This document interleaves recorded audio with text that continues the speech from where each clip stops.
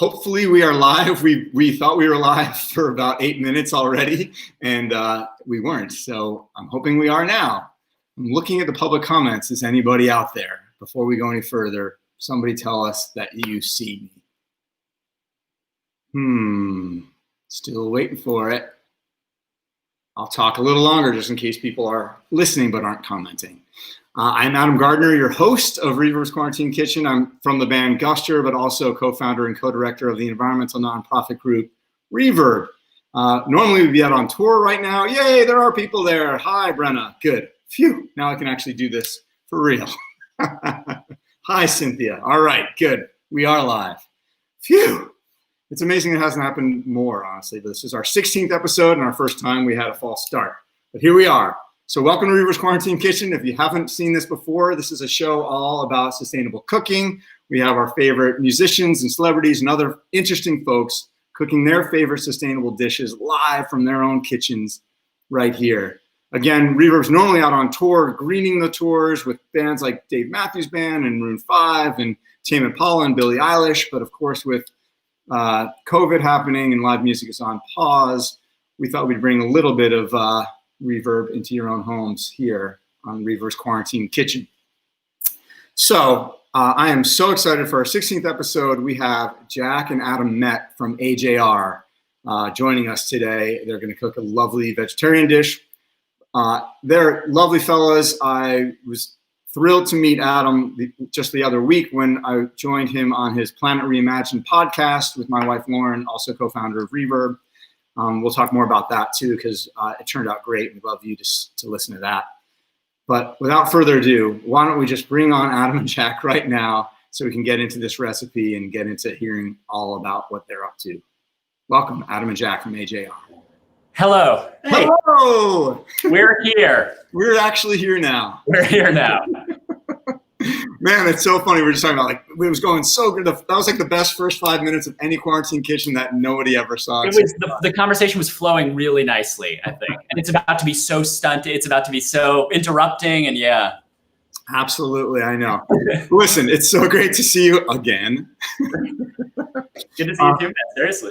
So you guys, so what I've learned, and we'll just quickly go over, you're obviously in the same house, but you don't live together. But no, me and Ryan live together, the other brother who does not cook at all. Adam and I are the only people that, cook in the family. So Jack, you're the chef of the house? I am the chef of the house. Ryan has no clue what to do. He can pour himself cereal and milk, period. Like that, that's probably it. So I end up doing a lot of the cooking. Yeah, okay. And Adam, are you cooking as well? A bunch? I'm doing a lot of experimenting. I love Asian food, and that's one of the reasons why we're making dumplings today. But I made this thing over the last couple of days, like a tea-stained egg that you have in ramen. Yeah. I did it using chai tea and soy sauce, and I kind of made up the recipe a little bit, and it turned out amazing. So I think you're going to open your own restaurant one day, just probably. Asian influence, yeah. I think. But all side dishes. That'd be amazing. I mean, honestly, for me, if there's, this is often a conversation that we have in our family. Like, all right, if you had to live off of one type of food for the rest of your life, what would it be? And for me, it's always between Thai or any version of Asian, honestly, and Indian, which is awesome. Oh yeah, I actually agree. Yeah. I think you guys have been making this recipe like, what made you decide to do the vegetarian dumpling recipe for the show? Yeah. So it came from me and my girlfriend, who I think dumplings is I think they're our favorite thing to eat, like definitely favorite snack. And we've tried so many different kinds around the city. And we thought, let's just make it one day for fun. And we did. And they actually turned out to be better than anything we've had around New York. And I don't know, I think I'm pretty unbiased, honestly. I'm not like the kind of person that's like, if I do it, it's great. I think they genuinely tasted amazing. So we got pretty good at folding and making them. So now we make them all the time. That is awesome. Well, I'm so glad to have you guys do this for everyone, so everyone else can feel the same way you do. Be like, well, this is the best dumpling I've ever had. So this is vegetarian recipe, which is fantastic. Obviously, this is all about sustainability and sustainable cooking and eating. Are you vegetarians, or you tend to eat more vegetarian meals? Like, where are you on the spectrum there? We've had a good history with vegetarianism. Yeah. I grew up for the better part of my life vegetarian. Actually, I think from when I was born to around 13 or 14. Yeah, we were even vegan for a really long time. And and then all three of us became anemic. So it became necessary to dive in. Yeah. Yeah. So, but we still eat a lot of the same things we did growing up. We eat a lot of tofu and a lot of wheat protein. We and stuff. love any sort of like fake, anything like that. There's like so many restaurants in the city that are like designated just to that, and we go out of our way to go there. I think we grew up on it, so we love it. That's awesome. Where in the city you live in? We live in Chelsea, and down by Washington Square Park. Yeah. Oh, awesome. And how's life in New York these days? It's okay. It's still, I mean, like New York is interesting because it's just the people. They're either like really, health conscious and let's follow the rules and let's do this together, or I'm the only one here. No one matters but me. So you run into both kinds of people on the street, which is a little, of a toss up. Yeah. Nice. I do want to acknowledge some folks in the public comments here. This is a funny one. Brenna says, I'd like to thank AJR for the burrito they gave me at Lollapalooza while volunteering for REVERB last year. Wow. Remember that? Yeah, of course. At Lollapalooza, we threw out Chipotle burritos right in the middle of our set. We decided it pretty, with Chipotle pretty close to when the show started. We're like, oh yeah, this will be cool. And people went nuts for it. They were like, and I could see why. They're standing in the front row for like hours and they must be starving. So they went, it was the highlight of our set. Billboard gave us a write-up, but just that one part of the set. They didn't talk about the set at all. They were like, the highlight of the weekend is AJR handing out burritos. I got a little excited when we were doing it, and I started tossing them a little bit. And then one, I tossed really far, and a girl caught it, and it went like that, and the burrito exploded everywhere. Yep. Oh my God. All right, well, let's get into the recipe a little bit because I know this, I look forward to it. We're going to chat in and out. We're going to pepper this with a combination of the recipe and cooking and just chatting. Cool. Right. Let's get into it a little. Yeah. So when you're doing dumplings, I feel like the easy way to cheat is to go get your own dumpling wrappers. I guarantee it will taste better if you make your own. I think that's kind of the best part of these is how like juicy and like a little chewy the wrapper is. So to make the dough, it's probably the easiest part. I'm just going to mime this part for you, but anyone at home can do it because I have the real dough waiting there that's timed out perfectly for this. But essentially what you do, we're cooking, I guess this serves around 6 people. So it's like 8 dumplings each or so. So if you're doing that amount, and you could, change for the amount of people, but essentially you start off with 2.5 cups of flour here. You put in a bowl, and essentially all this is just flour and water. So what you're going to do is you're going to go boil 2/3 a cup of water, and you're going to go put 1/3 of a cup of water in the freezer for about 15 minutes before you're ready to add it. And what you do is you put your flour in and just a pinch of salt. And when the water's about to boil, you take it out, you pour it in the flour, and you start mixing it up. And it's going to end up looking like crumbs, almost like a bunch of croutons in the like flour croutons in a bowl together. So you keep going for about 30 seconds until that happens. Then the next thing you do is you take out the cold water and you pour that in as well. And it'll start to become a little more shaggy, like big pieces of dough. And when you see that happen, you take the whole thing out and you really just start kneading it together, which means, for anyone that doesn't know, you have a big piece of dough that's like loose, you fold it over and press and fold it over and press until it gets smooth. And that's going to take about 5 to 7 minutes. You just want to kind of keep going as hard as you can. And that's really the only thing there is to dough. You just want to get it really smooth. Why is unbleached the right thing you were saying? Unbleached, yeah, we were talking about this before. Unbleached is, we found to be better. We've experimented with all kinds. We did bleached once, and it came out very loose. I think bleached flour is a little bit thinner. So I think it's going to be a little bit looser. So you want to get unbleached all-purpose flour. Then when you have that, you want to put it in a bowl and cover it up with some paper towel or saran wrap for about 20 minutes. And it will end up looking, this timed out perfectly. It's a little sticky, so I'm going to add some flour. Was that the alarm for this? Yeah, it was this. It's perfect. It's going to end up looking like this, like a nice smooth ball of dough here. Yep. And then, so we can let that sit just for a couple minutes more, and then I'll tell you about the filling. So when you're making this, you're going to want to do the filling while that's sitting. So the filling. Let me just interrupt you for 1 second. For those who are following along or want to follow along or wondering where the recipe is, there should be a link right here on the Facebook page. And otherwise, you can go to reverb.org/quarantine-kitchen, which will have this episode and recipes for all our episodes and the recipe for this episode, most importantly, there. Keep going. Sorry. Nice. Yes. So yeah, we're going to let that sit a sec and talk about the filling, which is our... So we called them Impossible Dumplings, but we're actually using Beyond Meat. So today you might want to call them Beyond Dumplings. Yes. Beyond Dumplings. That's right. So essentially everything that we put into the filling is, of course, the meat goes in. And this is the Beyond Meat. It's the ground meat. Yes, not the meat. patties. Yeah. Yes, so that goes in. We also have hoisin sauce, which is surprisingly difficult to find. We went to a bunch of different stores and they were out. So we finally found some.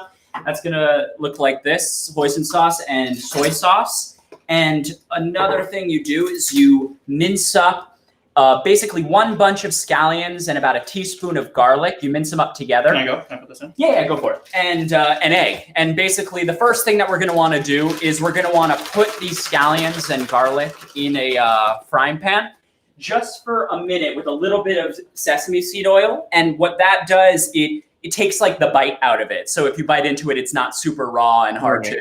So you still want it to be crunch, like you still want it to have. Yeah, you still want the crunch there, but you don't want it to be fully raw and inedible, and make your mouth hurt. So, yeah, go for it. So what I'm gonna do now is I'm just gonna put on the heat a little We're bit. multitasking. Yeah, it's helpful to have two people. Yeah. Seriously. Okay, so I'm doing the 2 teaspoons of soy sauce. Yeah, so you put a little oil here. Yeah, and Adam's putting in soy sauce, hoisin, an egg, and the meat, and that's pretty much it. Nice. Adam, have you made this recipe at home as well? I helped. We did it over the You summer, helped and us I make helped. it one time. Yeah. I wouldn't say that I've made it myself. So I think you just helped us fold them. Yeah. That's honestly the most fun part of this is when you really start to feel like a professional chef. Yeah. Create like putting stuffing it, and is that what you're talking about? When you put it all together. When you fold the actual dough around the. You'll show us how to do it. I'll go through the whole thing for sure. Awesome. 3 tablespoons of hoisin. Yep, 3 tablespoons of hoisin sauce, and we're waiting for that to heat up a little bit. Yeah. Well, you guys are looking busy right now. I'm going to just talk a little bit about Oxfam, who we were just talking about before.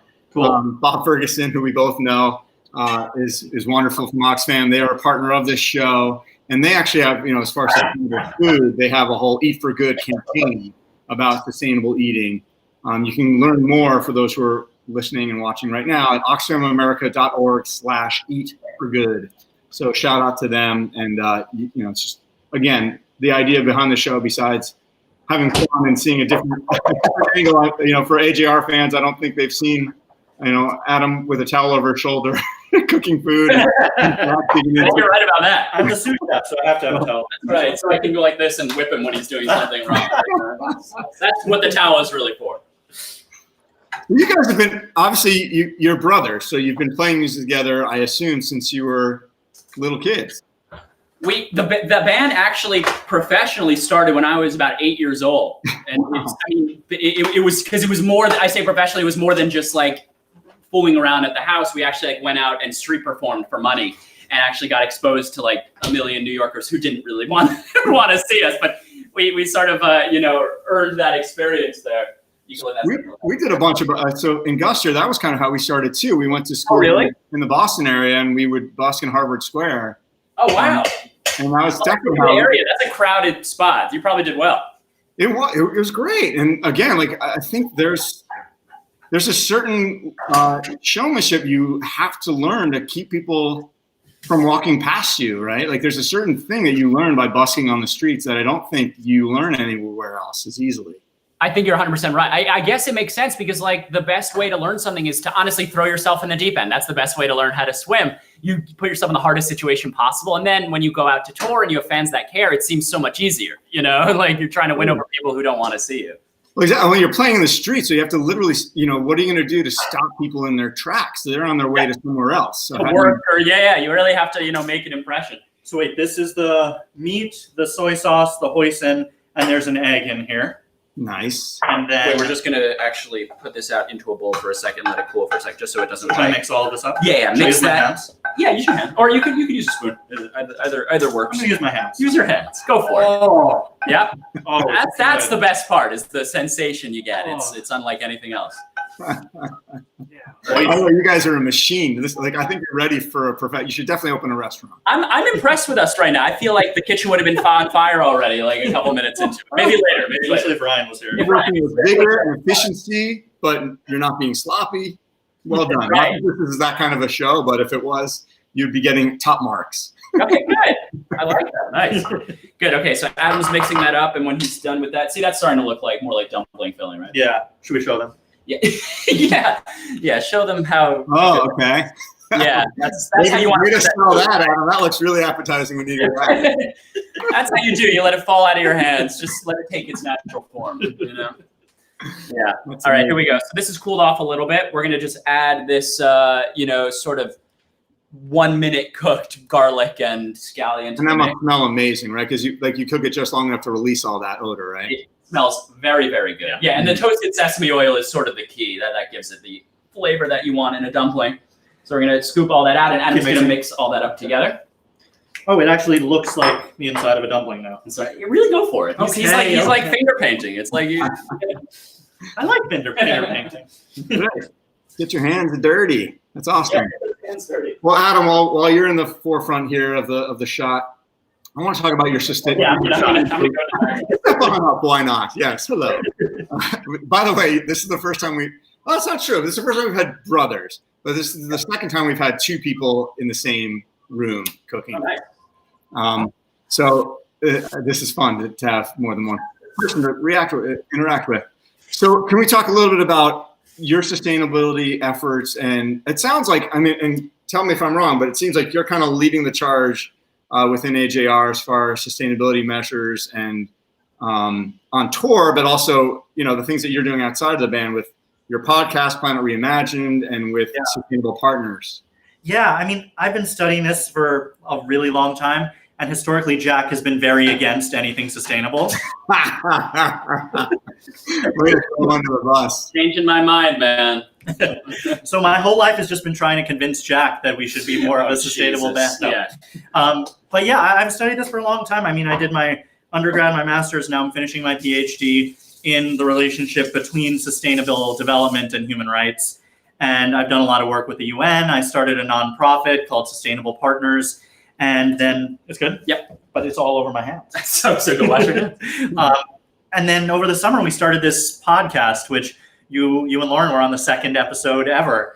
And it basically kind of changed the conversation around sustainability. There's been so much out there that's focused on the doom and gloom of our climate, which, of course, it's an emergency that we need to really focus on. But my view is that the way to get people engaged and involved is by portraying it as something exciting and something cool and something different and something that they can really get involved in, as opposed to just, being educated and told that the world is on fire, which is still true.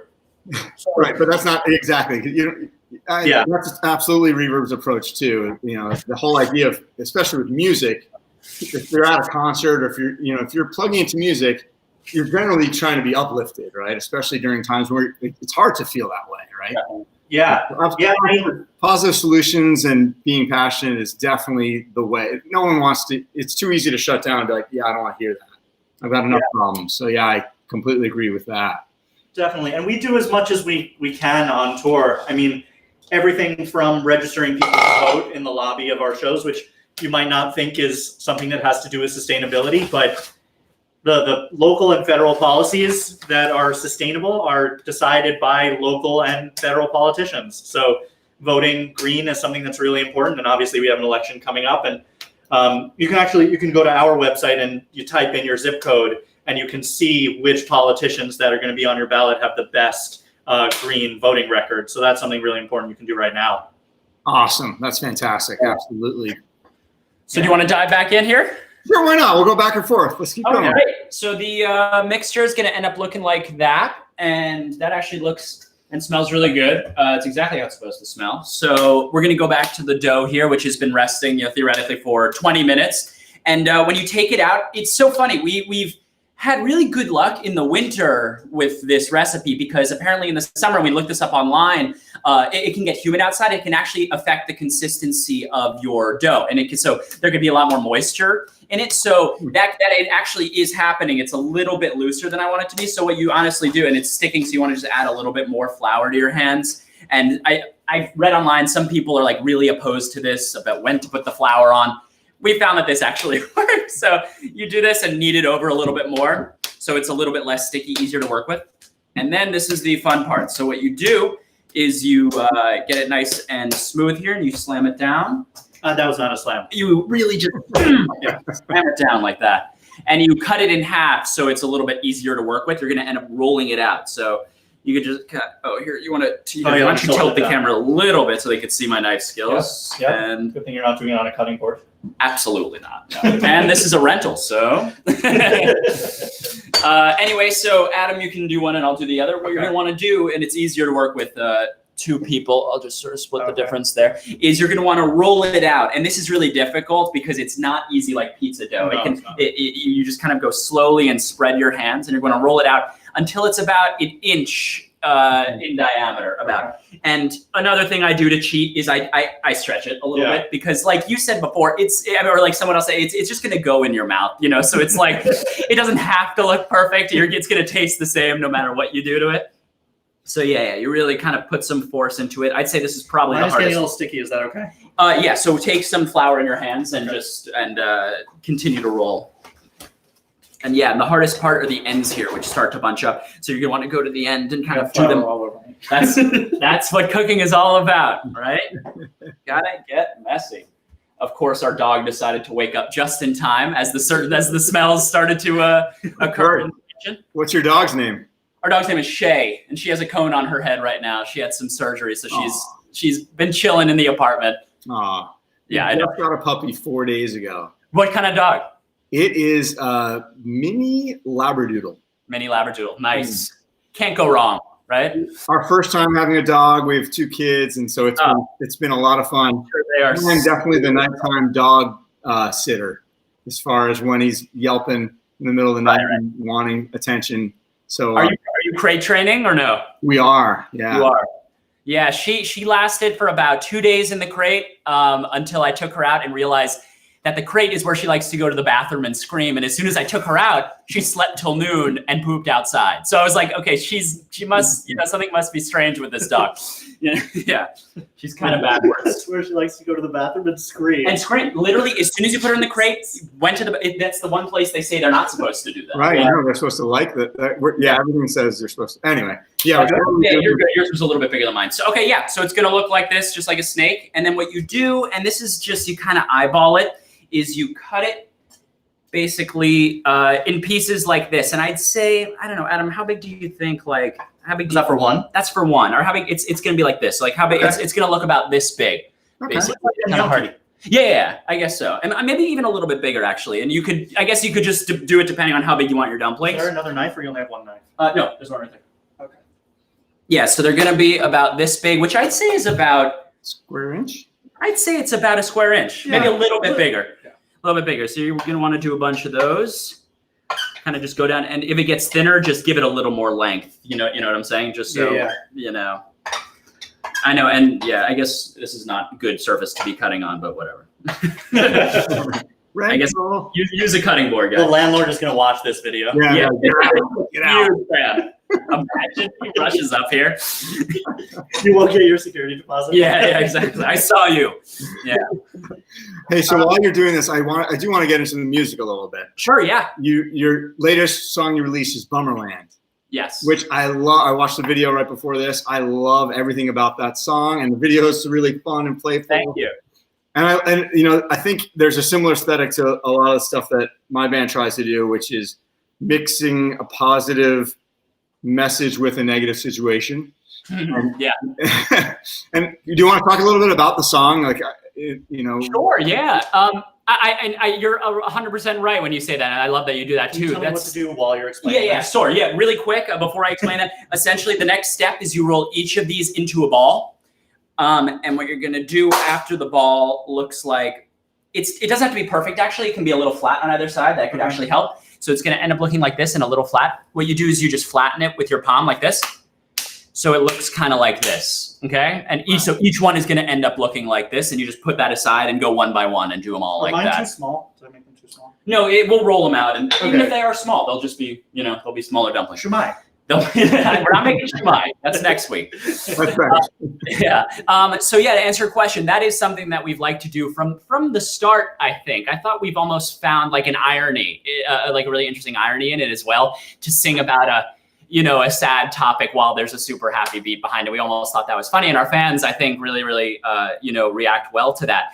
And I think for this specific song, Bummerland, what happened was we had been writing a lot, you know, in quarantine, and we hadn't really written that song yet about how we were feeling, you know, or like what's AJR's take on this, you know, this time in life. And when we try to do a song about a current situation or something that's, you know, going on, we try to give it some sort of interesting take. And we came up with the idea of, you know, when you hit rock bottom, there's no place to go but up, which is a really common saying. And we were surprised that AJR had never written a song about that, because that's like a very us thing to write about. So we said, oh, this is perfect. Let's write a song called Bummerland about being happy that you've reached an all-time low, because it's only going to get better from here. And it actually came out. I don't know what your songwriting process is like. I'm sure you know that it could be anywhere from like an hour to, you know, days. But the whole song was written in like 20, 30 minutes. So it just kind of flowed out of us, which is, as you know, a really amazing feeling. It's very, you know, yeah. That's awesome. Yeah, exactly. There's that magic thing where you're just like plugged into whatever it is and it just channels through or whatever. Right, exactly. What is your writing process? How do you guys do it? It's actually different for every single song. The most success, our best success has been from coming up with concepts first. And that's what happened with a lot of our hits, our songs that blew up, like our song Weak. I think the concept of, I should stay strong, but I'm weak, and what's wrong with that? That was like literally the first thing we came up with. We're like, wow, that's a great idea about, you know, again, finding the positivity in being a really weak person and giving into temptations. So that was that one. And same with our song Sober Up. We wanted to write a song about trying to cling to your youth and go back to the feeling of being in elementary school. And then we wrote a song around that. But with our deep cuts, it could start with anything from like a beat to just a word or a drum sound. Literally anything that inspires us, I think, is a good answer.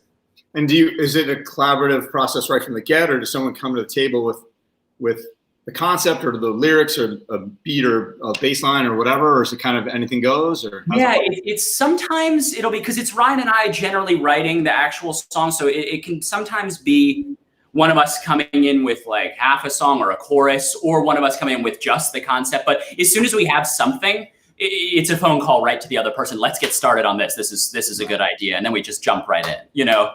Awesome. Is that stuff you've been, again, like, not to harp on the brother childhood thing, but I am just so curious. Yeah. When did you start writing songs? When you were 8? Ryan was the first one actually to be doing it. And I think Ryan wrote his first song when he was 11 years old, maybe. Yes. And of course he wasn't a prodigy at all. Like a lot of these kids are, you know, it sounded like an 11-year-old wrote it. But what's so great is that he loved it so much that he wanted to keep doing it, because it wasn't about like, let's be famous. It was about, let's do what I love. So he did it for 8 years, and then we got pretty good at it. If you do something for 8 years every single day, you're probably going to get to the point where people are going to like it. So there are hundreds of songs that never went anywhere. More. They're actually nearing at like 1,000. Like there's a lot of songs out there. Terrible songs. Bad songs. Yeah. Of course. I mean, that's how it is. Yeah, absolutely. Exactly. Yeah. So you got your 10,000 hours in, and here you are. Right. Exactly. Yeah. Perfect example. So I'm no stranger to the trio dynamic in a band. That, like, the first half of Guster's career was just myself, Ryan, and Brian. It's an interesting, weird thing to be in a 3-piece band, because there's someone that always feels like they're the odd person out. I don't know if that is how it feels to you, but at least in our experience, depending on the situation, someone always feels like they're the one that is either left out, or like, oh, the two of them feel this way and I feel totally different from them.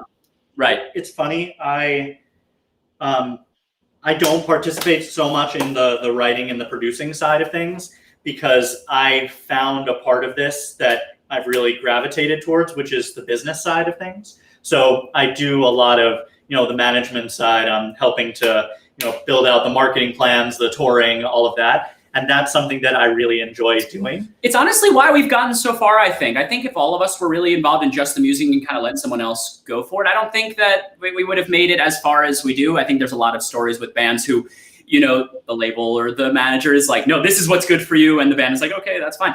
We've been really lucky that Adam, being our brother and an equal member of the band, shares the exact same vision for the band that we do. So he can be almost the representative that's like, no, this is what we want. So it's almost like become its own well-oiled company, So I think we've been really lucky to have that. The thing about our music is that, the music is the center of it, but everything revolves around that. So every tour is based on the album. Like when Ryan and Jack are writing the album, they're always thinking about, okay, what is this song going to look like when on stage? And then we're also thinking about, okay, what is the merchandise going to look like? What kind of commercials can this song be used? Like just everything around that kind of solar system of the music is something that we think about, and it's all very interconnected.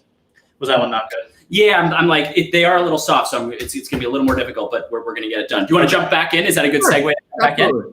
So basically, they look like this, little circles, and you can guess what we're going to do is we're just going to roll them out into dumpling wrappers. So, you know what, actually, I'm wondering if I should powder the, maybe this a little bit of flour, just so it doesn't stick so much and it gets a little firmer. Okay. So, yeah, what you're going to do is you're going to want to... sticky, too. Should I just flour these, too? Maybe, sure. Yeah, you're going to want to roll one side and then another side, until it becomes kind of, you know, look like a circle. And actually, this looks really good. This is a perfect size dumpling skin here. It's going to end up looking about this big. You know, I guess, yeah, I guess it's right. It can fit right in the palm of your hand. That would look good. So when you have this is when the interesting part comes. You're going to want to hold it. I generally hold it in my hand when I'm doing it, and you could leave it on the table or do whichever way you want. I found that it doesn't stick so much when you hold it in your hand. So let's get a teaspoon. You take, and you're going to want to eyeball this. You take probably... Can I see? Oh, wait, no, it's not here. Yeah, wait, I'm going to show them once I do it. I guess you want to underestimate a little bit. I guess about that much filling. You're going to want to do less than you think you should, or else when you fold it up, it's going to spew out both sides. So go under first, and you want to put it right in the center of the dumpling here. And so it's just going to look like that. And essentially, that is less than I would have guessed. All right. Yeah, and when it cooks, it's going to, isn't it going to expand a little bit? Yeah. So I think that'll be okay. And I might mess this one up, but I'm going to show you what it looks like. Essentially, what you do is you hold it like this. You're going to fold this side and this side at the top, basically, and you're going to pinch it like that. So it's at the top here, and make sure that that's really sealed. Then you're going to go one at a time. And what you're doing is you're creating a bunch of little flaps on the far side of the dumpling, all kind of pointing back to the middle. So it's going to kind of look like this. Wait, I guess this is easier to do down here. Oh, they can see what I'm doing. Cool. So I know it's kind of far away. So you grab the center here, and then with your other hand, you fold it over and then pinch it down. And then you, again, fold it over, pinch it down. Fold it over, pinch it down, and then you do the corner, and you kind of just pinch it there. Nice. So you're basically pushing towards the center each time. Yes, you're literally just like, Adam, how would you describe this? It's like crimping. Yeah. Okay. Right, it looks great. No, we can see very well. You're doing a great job. Yeah. How did you learn how to do this? Yeah, you're gonna want to make sure that everything is sealed at the top. You don't want to let anything out, and it's really gonna end up looking like a dumpling, like that. Amazing. Yeah. That was incredible. Yeah. How did you learn how to do that? Watching a video. And failing a lot, honestly. I think they turned out awful the first couple of times, and then you just get good at it. You didn't do it though. Did you crimp it? I literally just did it. But you didn't fold it at the top here. I did. Oh, you did. Like a seashell. I took a unique approach. Yeah. Nice job. That looks good. That looks good. Jack's is better. I think mine's a little more like restaurant quality, but that's okay. You can have that one. It's not a contest, fellas. Not a contest. Oh, when you're brothers, it's a contest. Everything is a contest. Absolutely, it's a contest. Yeah, so we could do a couple more each, and then we're gonna throw them in the pan, and we'll get to that when we're done with this here. Yeah.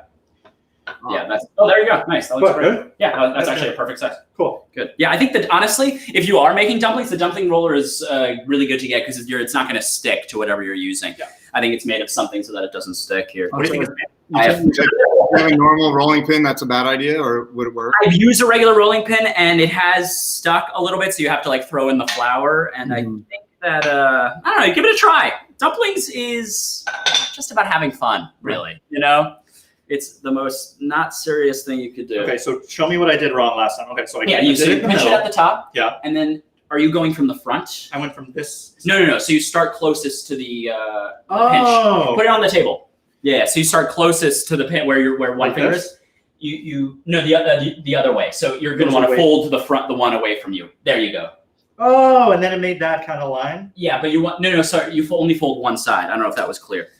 I'm doing a terrible Here, job. I'm gonna do watch closer. Actually helpful because now people at home are seeing it again. This is exactly how everyone will feel when they're trying it. So this is great. Absolutely, you're gonna mess up. Absolutely. Here, After this, I'm going to do a creative version. I mean, at the end of the day, you just we're all really excited to see that. Yeah. At the end of the day, the successful dumpling is one that doesn't fall apart, right? So you just want to pinch it together.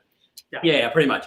Okay, so basically we have our filling. That's like kind of a lot, but I think it'll work. So we have our filling in there. You pinch it, Adam, right up at the top here. And then you take the far side, not the whole thing. You take just the side away from you, and that's what kind of goes into the front. Oh. Like that. And then it'll eventually get smaller. That's not the best, but it'll get smaller. The back is just flat. The back is flat, but eventually the hole closes and it looks good. This one's a bust. So that's not it. Yep. You're learning. Yep. That's just how to make them. Honestly, Adam's first one would taste the exact same, but it's just a matter of making it look good. I don't know. So the side that's facing the camera is the one that's being crimped, and the back side of it, if you turn it around, it's flat. It's flat. See, it's like if I show it to you in the front, it's gonna look like that. But if I turn it around, it's just going to be a flat dumpling. Right, just like an actual dumpling that like a dumpling. dumpling. Literally, what do you eat? Yeah. The one I messed up. It actually looks like a really fancy dumpling. There you go. Hey. Good, right? You're doing origami. I think you should make like a little goose next. Yeah, that's pretty good.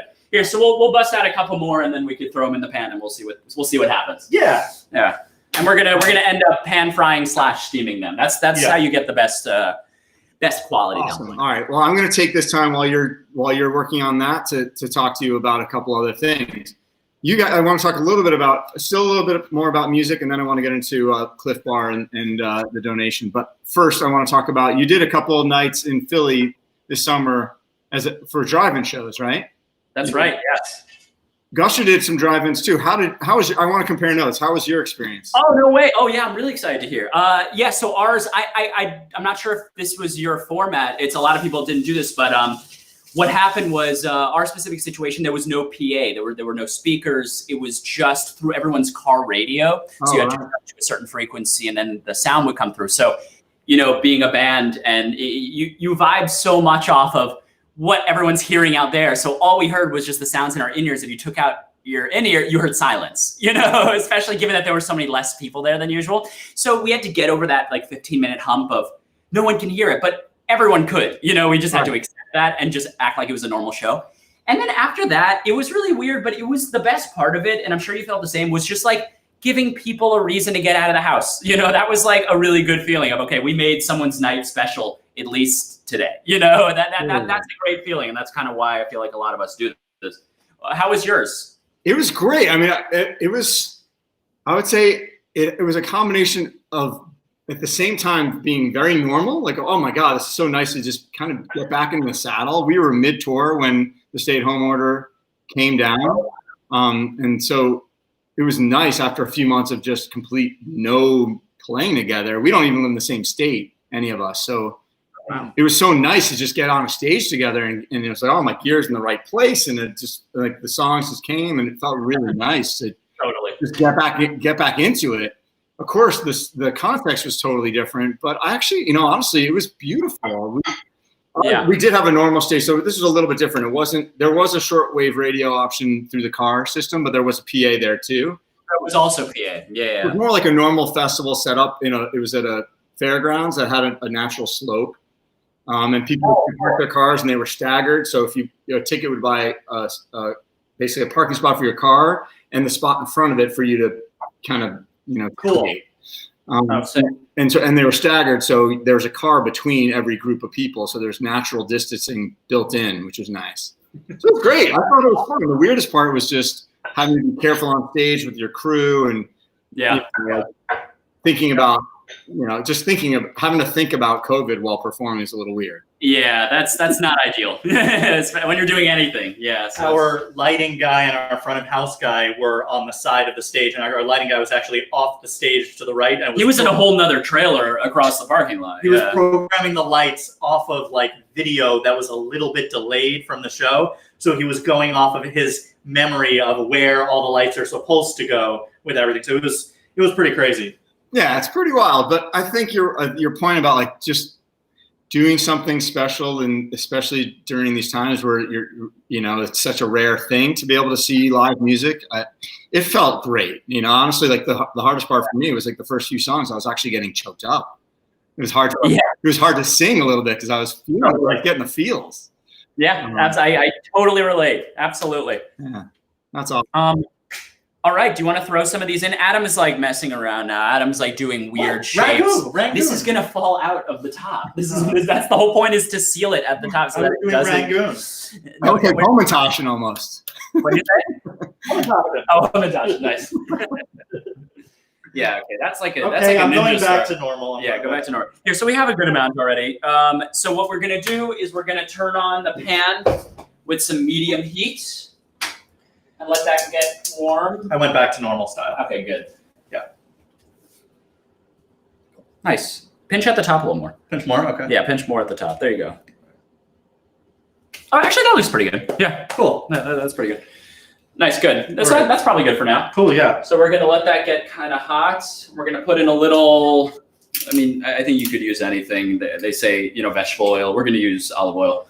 Most places where we get dumplings in the city, like you can either get them steamed or fried. But this, I think, tastes the best because it's like juicy, like you would get them when they're steamed, but it's also a little bit crispy, like fried. So it's this in-between thing, and Jack will show you. Yeah, so you're going to want to put in just a little bit of oil, just so it kind of coats the pan. Do you want to move the computer over here? So yeah, sure, why not? Yep, that's actually a good idea. We're going to move you over to the stove area. All right. Little traveling music. I can unplug this, right? Yeah. While we're doing that, I want to talk about Cliff Bar because they're a sponsor of the show. And as part of their partnership, they've been incredible supporters of Reverb from the very beginning of Reverb's history 16 years ago. For this show, as part of their partnership, they're giving away 1,000 Cliff Bars to the guest chef's charity of choice. And you guys picked Freedom from Hunger. I want to talk a little bit about Cliff Bar, and then I would love for you to talk a little bit about Freedom from Hunger. Sure. This is part of their 1,000 bars a show is part of their commitment. They've actually, right when COVID struck, they committed to 7 million Cliff Bars to frontline healthcare workers. And then this summer, they committed another 7 million bars for a total of 14 million bars to feed hungry families and school children in need. And again, you chose Freedom from Hunger. Can you talk a little bit about that? Yeah, they're a really interesting organization because there are a lot of hunger fighting organizations that just kind of bring food to people in need, and that's a really important thing. But Freedom from Hunger contextualizes the hunger problem in the poverty problem, which is obviously a really, really big issue. And poverty stems from a lot of things, including inequality. So the fact that they really understand that hunger is much more of a systemic issue than its own issue is something that I really like about the work that they do. And the other thing is, I mentioned before, but I've been in school for a really long time focusing on these issues. They really take their research from the academic world. And I think that's something amazing to be able to take research from a place, from schools, and then apply it to the real world. I think that there couldn't be anything better. So we love that Cliff Bar is donating. So thank you so much to Cliff Bar for donating those bars. Yeah. I'm just going to jump in really quick because it is a little time sensitive here. So what you're going to do, you could just show what I'm doing here. Yep. Yeah, so you just put a little bit of oil, wait for that to heat, and you basically you put each dumpling down. It'll sizzle a little bit. Try to make them not touch. You can put them close to each other, but you want to put them kind of like this. I generally put it in a circle just so you could fit more. So what this is doing now, it's cooking just a little bit, and you're going to wait till, you're going to kind of keep checking to make sure they're brown underneath. Adam, should I put in I'm not going to put in your Rangoon. No, my Hamantasha. This actually looks pretty good for the cooking purposes. So that looks really nice. That is going to kind of sit there and just kind of cook for a little bit, about I don't know, maybe about 2 minutes or so, and it's going to get a little bit brown underneath. And then what I'm going to do is I'm going to pour this half a cup of water in and cover it immediately. And it's going to steam the dumplings for about 2 more minutes or until the water's all evaporated. So you end up taking it out and just wait for the water to evaporate. And it'll be a little bit blacker, like between light and dark on the bottom. And then it should be ready. You cut it open and you taste it. So I'm just going gonna wait for that to happen. It should be a few minutes. What level is the gas on? Like, So Gas on me. just a few minutes to brown, and you can always cheat, right? You can always like look, right, and see. Literally, yeah. It's not yet, but you can even see Adam. See how it's starting to brown? You could even see it's starting to brown just a little bit on the bottom. But yeah, you just pick them up. They shouldn't be hot on the top. It should be Cool. Yeah, it should be about 1 to 2 minutes here. So we're just gonna keep moving them around a little bit. By the way, I'm going to try this like tomorrow with my family. Like our favorite dishes that we do at home are all the ones where we can make them ourselves. And Yeah. The only problem with it is they are so good that you're going to want to make so many. And then it gets to the point where you're on like dumpling 100 and it's like, why did I do this? If you're making a ton, it's tedious, but it's like really, it ends up being pretty fantastic. is there any way do they keep after? Like if you make too many, if you make more than you can eat? Absolutely. Yeah. Absolutely. Adam, what was your favorite recipe you've had on Quarantine Kitchen so far? Whew, that's a great question. I've tried all of them. So it got colder up. We're up in Maine. So as it got colder again, we started this in March where it was also cold. And then it got hot all summer. I went back to some earlier episode recipes. The very first one was actually by Brian and Guster. And we did a cauliflower soup recipe that is so simple and so delicious and so good as the weather's turning cold. That was lovely. Tom Papa also did an episode. He's a great comedian, and he's a crazy sourdough fanatic, incredible baker. And I got super into baking sourdough too. So I've been doing that every week. I'm making sourdough bread and giving away as gifts. And my kids. I wanted to make sourdough bread for so long. It's a good one. It's a commitment. That's a big. I know. That's why I can't do it because I'm not going to commit. It's worth it. It's worth it. Yeah. Awesome. But so you saw Jack put in the water and then he covered it right away. Yeah. Oh yeah. You're gonna want to put in the water. You have to cover it and keep like a little space when you do it, or else it's gonna splatter all over you. Because Oil and water. They don't like each other. That's what they say. That's what they say. And I think that's the proof is right here. Yeah. So this is gonna cook. You could even smell already. Yeah. It's starting to smell really, really good. So that's just gonna cook for a little bit. And I'd say leave that in there about 2 minutes or so because you can see the water is still there, and then take it off. And as soon as all the water is gone, check them, and they should be ready to go. We're praying it worked. That's amazing. And so that's just a few minutes because I would love to, I don't want to sign off just yet because no, don't sign off until I show you, until I cut it open. You have to have the vicarious bite. That's kind of like the one. Yeah. There's not a whole lot of format to this show, but that part I insist on. I gotta do the bite. Yeah. You plate them in any specific way? Absolutely not. Do we do like a pyramid of dumplings or something? Oh no pyramid. That's no good. Yeah, you can make a dipping sauce, just like soy sauce and sriracha or whatever you like. Sesame oil is good too. Sesame oil in there. You just swirl it up, and it should taste pretty good. Yeah, what do you usually do for a dipping sauce? That's a good point because I think dipping sauce is actually a really important part of it. I think that my girlfriend actually usually makes. I think she just puts soy sauce and sriracha, and I actually think a little bit of sesame oil in there, right? I sometimes use fish sauce because it's a little bit of a different fish sauce flavor. Is very good. Yep. Yeah, I'm not even in the. Adam, yeah, Mr. Fish sauce. We're not really supposed to announce it yet, but we're announcing a cool thing that we're announcing it next week. So this is the first time anyone's hearing of it. We did a cool partnership with a hot sauce company, and so we made our own AJR Bang hot sauce. Awesome. I added a little too much water, so I'm going to pour a little bit out here. Okay. But oh, it looks really good. Yeah, but they're just so it's a Bang hot sauce based on. Can you bring that closer? Can we really take a look at that? Congratulations, that's amazing. Yeah, so it's really cool because we did it with a community garden in the Bronx, and so every bottle sold goes back to support the community where the peppers were grown from the hot sauce. So don't tell anybody because we weren't supposed to announce it. Okay, everybody, shh! Nobody said a word. This will be our little secret. Yeah, yeah. That's awesome. That's really cool. We put it in like a bunch of random things. Like we put it in, what was the sauce that they made on the steak? A chimichurri. A chimichurri sauce. In like ketchup and mayo, a little bit of the hot sauce is good. And so it has like garlic and a lot of pepper flavors. So you can put a little bit in your dumpling sauce. It really is amazing, honestly. Is this your first food product? What? Is this your first food product you put out? Yeah. Why hot sauce? Bang. That's kind of the feeling you get. There it is. Right? That's pretty much it. Yeah. That's awesome. Yeah, someone's commenting in the comments here. Guster made we recently did a food product too. We made a mustard and we called it Gustard. That's great. Wow. And I got to be honest, it's damn good. We had nothing to do with it. Well, that's not true. Ryan had a little something to do with it, but it was this woman in Vermont that makes it. It's unbelievably good. Looks like you're close to being ready to. They're close. I actually, as a lot of people do, I made a mistake. I put a little too much water in, so I'm going to kind of keep pouring out a little bit. But they're almost there. So that's awesome. It's all right. Well, this is exactly it. It's not. It sounds like there's some. Be beautiful. Hold on. So we're gonna let that kind of go till the water is all evaporated, and then it actually should be great. Yeah. It's nice that there's a little bit of a margin for error in this whole recipe too. Oh, wait, sorry. Say it again. I'm just saying it's nice that there's a margin of error in this recipe. It's you're allowed. It's going to be okay if you do too much water. If you have a little. Yeah. Once it holds. Yeah. I've added too much water before. You just kind of pour it out, and you wait to see what happens. Well, I think I mentioned to you before we went live, like that my family tried dumplings when the quarantine first hit. We thought we knew what we were doing, but they're almost more like pretzels. I don't think we rolled them out enough. They were really thick. Oh, they're thick.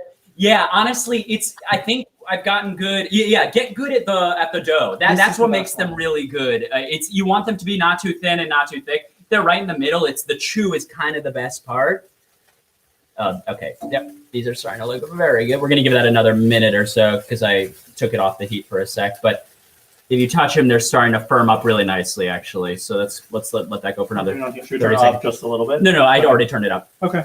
So you can see how it's starting to get a little bit darker. Yeah, that looks legit, guys. Yeah. Oh my God.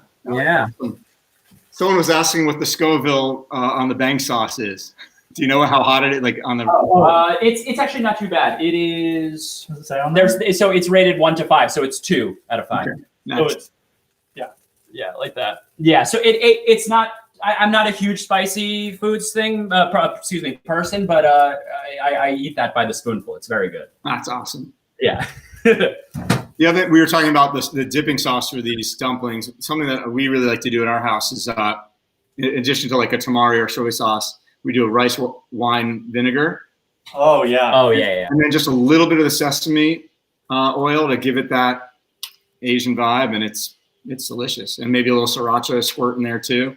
Nice. Yeah. Oh yeah. Are we These done? look actually pretty good. So Wait, yeah. Let's show So, 'em. yeah, the water has evaporated, and now they're kind of just cooking. So it's actually pretty ready to go. Yeah, they should look kind of a little bit burnt on the bottom. That's generally when they taste the best. That Adam, that one split open. See, that was yours. That was me. Wow, you're calling them out. You're calling them out. Adam split open, I have to say. And you didn't want to cut one open just to make sure it's like cooked all the way through. And so I have a feeling it is. So let's just give this a shot here. Let's take Should we? one. Let's get rid of them. Let's not do the best looking one. Let's do one of Adam's. Oh man, you hear these jabs? All these jabs. So mean. That's entertainment, you know. That's why I'm the Brotherhood. This is a real question. Do you guys, my band's been together for almost 30 years and we feel like we're brothers. You're actual brothers and you've been together for a long time too. How do you not want to kill each other? How do you do it? We grew up really close. We all grew up in New York City. We had a really small apartment growing up. So we all shared a room for, I guess, until Adam went to college. So 18. So, it honestly forced us to be close. If we got in fights, there was no place to go. We had to work it out and then try to be friends. So we all kind of developed the same vision for the band and the same mindset in terms of who we want to be. And it honestly just worked out. And I think, honestly, it's a testament to our parents, too. I think they did a good job at raising us and keeping things civil. I was thinking about it. Maybe once every other year we have an argument about something. It's really very rare. Very rare. So you cut it open and it's going to look nice inside. Wow, that's amazing. See how the dough is it's actually a little thicker than I usually do, but it's still going to be really good. Mm-hmm. Yeah. Oh, great. Look like, and it smells very good too. And wait for it to cool off. It's too hot. Mm. Is it good? Mm. Oh, nice. All right. There it is. Beautiful. Curious taste. They actually taste really good. Wow. Really good. Yeah. So awesome. I can't We've wait. never done it with Beyond before. Right? It tastes different in actually a great way. It's a really, really unique flavor. Awesome. Oh, because of the Beyond sauce? Beyond tastes really good. Like I would actually order this in a restaurant. It tastes really good. That is awesome. Yeah. Fantastic, fellas. Thanks so much for doing the show. It was such a pleasure chatting with you guys. I hope you learned how to do dumplings. It's really easy, honestly. Go. Definitely. Oh, we're going to try this as soon as possible. My kids are going to love it, and I encourage everybody to try it. Of course, making it sustainable is key too. So thank you guys so much. I really appreciate it. I can't wait to dig into more of your music, and I can't wait to see you guys out on the road. I'm sure you're anxious to play in front of your audience, and I'm sure they can't wait to see you either. Yeah. Stay safe and stay positive. I think that's all we can do. So this is awesome. I do want to say thanks to a few folks. Thanks again to Cliff Bar and Oxfam for their support.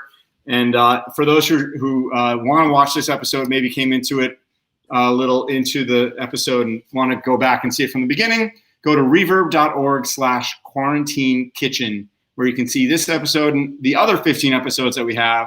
The recipe is there. We'll have everything ready for you. Everybody try this recipe. It's so awesome. And you know what? Hit up AJR on social media and let them know what you think of this recipe. Yes, let us know. And I'm sure they'll be happy to answer any questions and give you all tips. Yep. We're free 24/7. That's it. Yes, there'll be a hotline. Just call up. Yeah. Awesome, guys. So good. Hey, we're saying goodbye to the live stream, but if you don't mind sticking around, I wouldn't mind just chatting with you for a second before awesome. Good night. But thanks everyone for watching. Really appreciate it. Stay tuned for another episode of Reverber's Quarantine Kitchen. We've got some exciting stuff coming up.